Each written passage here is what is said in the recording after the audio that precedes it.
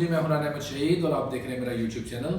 आज की इस वीडियो में हम बात करेंगे वुड के इस्तेमाल के बारे में। तो देखते हैं कि वुड का इस्तेमाल कैसे फिक्रों में किया जाता है। तो सबसे पहला जो इस्तेमाल है वुड का वो होता है पास्ट फॉर्म ऑफ शेल और विल के लिए। शेल और विल का इस्तेमाल हम पहले डिस्कस कर चुके हैं अपनी वीडियोज़ में।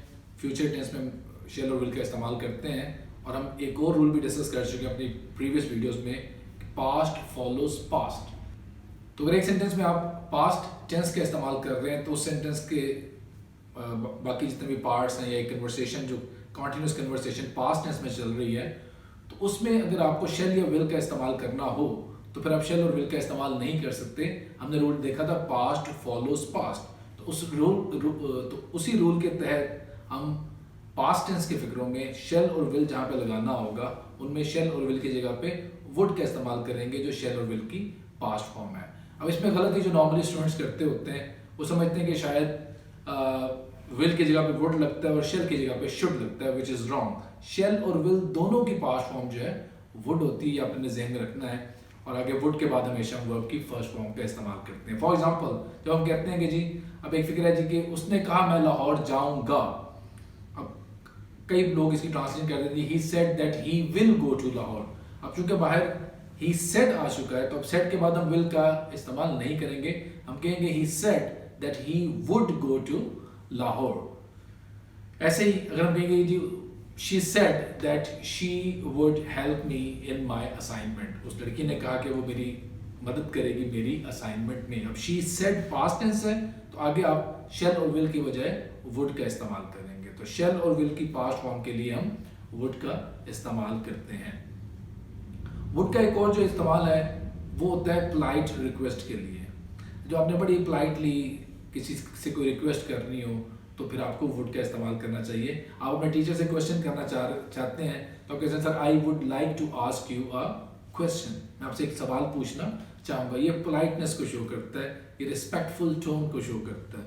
आप टीचर से कहेंगे जी sir I have a question, I want to ask a question, मतलब वो ठीक है, लेकिन उसमें अगर आप थोड़ी सी रिस्पेक्ट देना चाहते हैं तो आप कहेंगे sir I would like to ask you a question.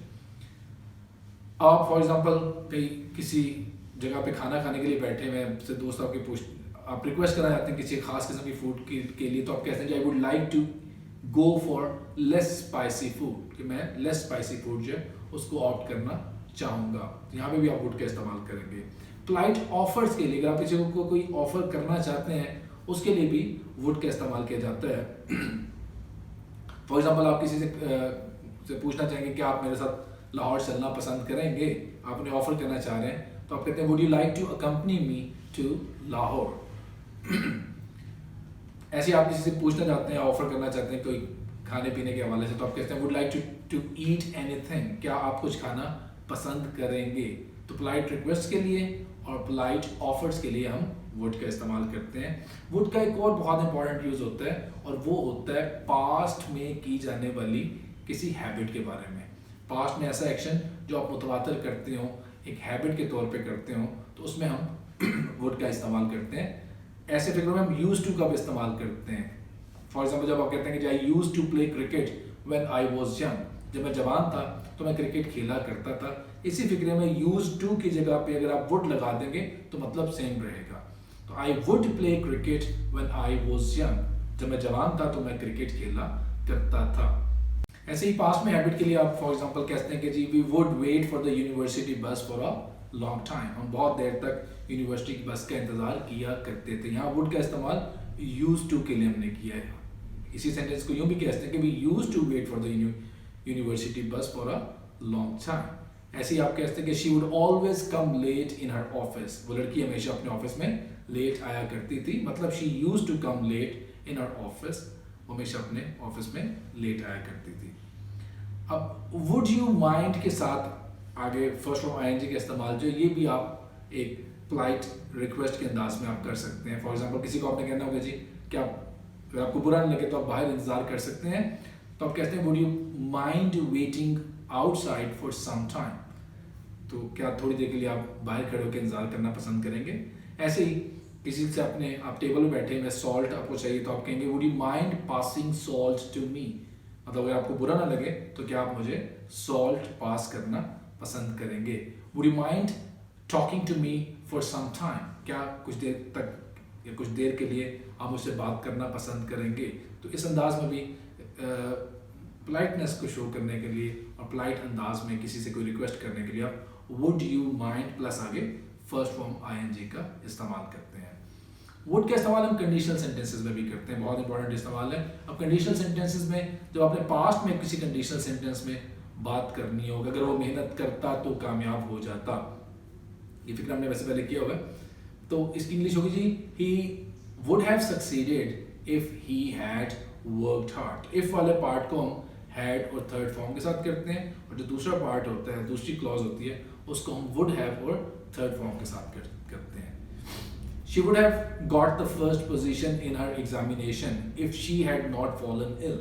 अगर वो लड़की बीमार ना पड़ती तो वो पहली पोजीशन हासिल कर लेती। इसी तरह से वुड का इस्तेमाल हम अनरियल कंडीशनल्स में भी करते हैं। ये भी कंडीशनल सेंटेंसेस होते हैं जिनमें आप कोई इमेजिनरी सिचुएशन के बारे में बात करते हैं, किसी अनरियल सिचुएशन के बारे में बात करते हैं। तो ऐसे सेंटेंसेस में हम इफ वाली क्लॉज में जो है वो पास्ट टेंस का इस्तेमाल करते हैं, और जो दूसरी क्लॉज होती है उसमें वुड और फर्स्ट फॉर्म का इस्तेमाल करते हैं। फॉर एग्जांपल आप कहते हैं जी if I went to Australia I would start my own business there. अगर मैं ऑस्ट्रेलिया गया तो मैं वहाँ पे अपना बिजनेस वहाँ पे अपना एक बिजनेस स्टार्ट करूँगा।